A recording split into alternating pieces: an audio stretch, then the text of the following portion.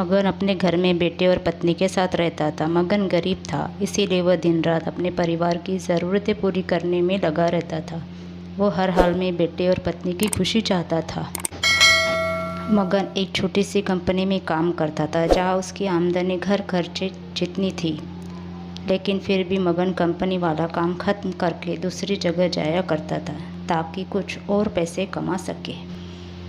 काम में व्यस्त होने से वह अपने परिवार को समय नहीं दे पाता था, मगर 24 में से 15 घंटे घर से बाहर काम करने में निकाल देता था। रात को देर से आता और सुबह जल्दी जाता था। इस तरह कुछ दिन बीत गए। एक दिन मगन की पत्नी ने उससे कहा कि आप पूरे दिन काम करते हैं और हमें समय नहीं देते, वैसे भी हमारा खर्च आराम से निकल जाता है, तो आप इतनी मेहनत क्यों करते हो? हमारे पास जितना है उसी में हमें खुश रहना चाहिए। चलिए आज हम तीनों कहीं घूमने चलते हैं। तब मगन कहता है कि बस कुछ समय मुझे और मेहनत करने दो, फिर आराम ही आराम है। इस तरह मगन मेहनत करने में लगा रहता है।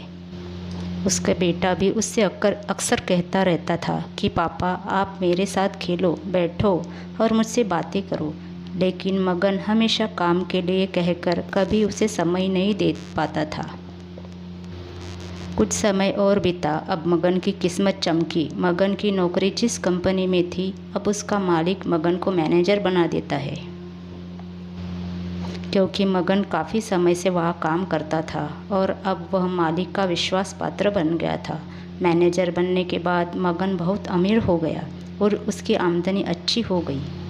अब वह कुछ भी खरीद सकता था। उसकी गिनती धनी लोगों में होने लगी। पत्नी और बेटा बस एक बार कोई चीज़ मांग लेते तो वह तुरंत हाजिर कर देता था।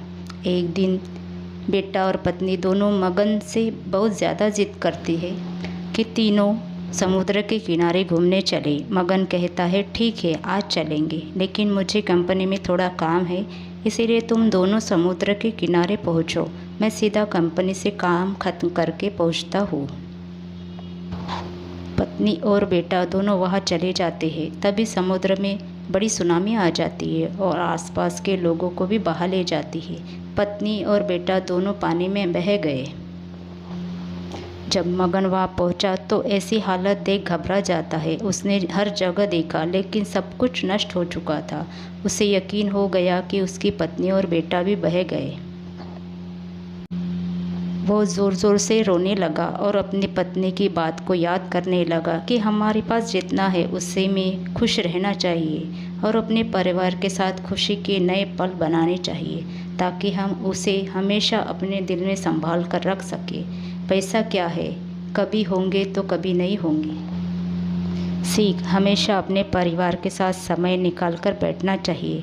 दोस्तों, कैसी लगी आपको मेरी ये कहानी? अगर अच्छी लगी है तो प्लीज़ वीडियो को लाइक शेयर कर दीजिए और चैनल को सब्सक्राइब ज़रूर कर दीजिए। थैंक यू दोस्तों।